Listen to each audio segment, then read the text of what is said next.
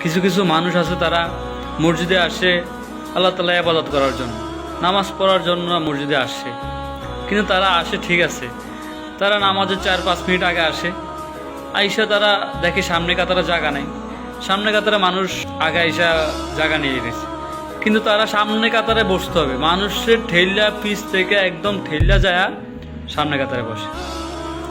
আবার সাথে করে জুতা নিয়ে আসে, জুতা হাতে করে একদম ওই শেষ মাথা থেকে অজুখানা থেকে জুতা হাতে করে নিয়ে সামনে কাতারে চলে আসে।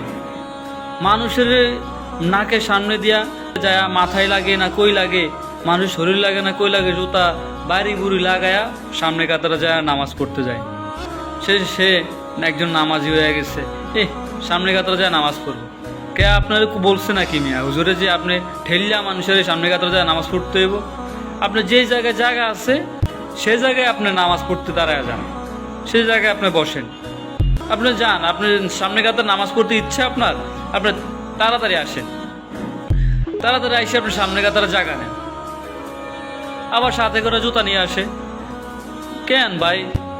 জুতা নিয়ে মানুষের গায়ে এক লাগায়া লুগায়া বাড়ি ঘুরি খাওয়া নাকের সামনে দিয়ে যায় গ্রান ট্রান শোঙায়া তারপর আপনি সামনে কাতারে যাইতে হবে?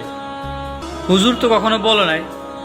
জুতা যদি হারায় যেতে চায় ঠিক আছে, জুতা হারায় চুরি হয়ে যায়, জুতা সাবধান রাখতে হবে। তো আপনি পিছের ডেস্ক আছে না জুতা রাখার, পিছের রাইখা তারপর আপনি সামনে কাতারে যান, মানুষের সামনে দিয়া মানুষের গায়ের উপর দিয়ে যাইতে ইচ্ছা আপনারা যান।